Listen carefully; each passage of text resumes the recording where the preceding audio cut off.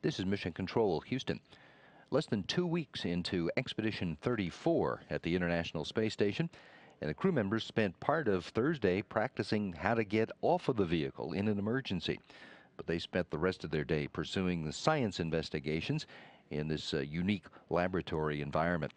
Commander Kevin Ford, flight engineers Oleg Novitsky and Yevgeny Tarelkin kicked off their day with some of their routine exercise sessions as well as science work.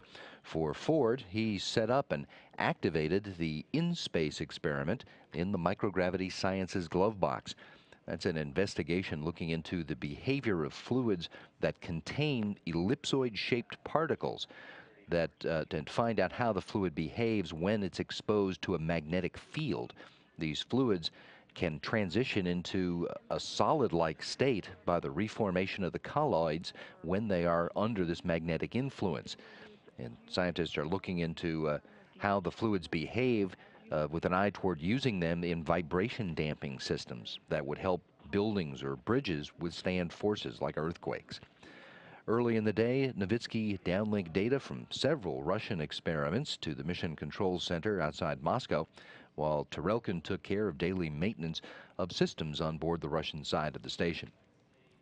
After the crew members had lunch, all three of them spent a little over 90 minutes in Soyuz emergency descent drills. They were running through their responses to two emergency situations. The first, a possible fire on board, and then they simulated their response to a potential leak on board, in which they had to move back through the station, closing some hatches to isolate modules to see whether or not they could find the leak.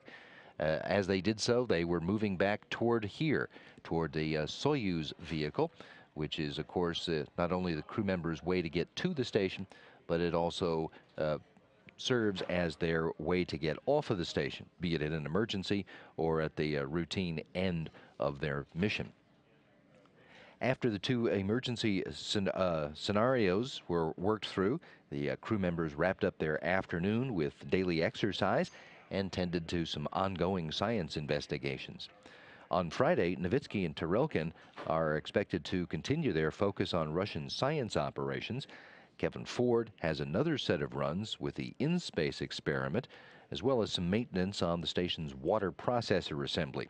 He'll also assist the ground with a base change of the space station's Canadarm2, and will wrap up his day with an educational event with Oklahoma State University.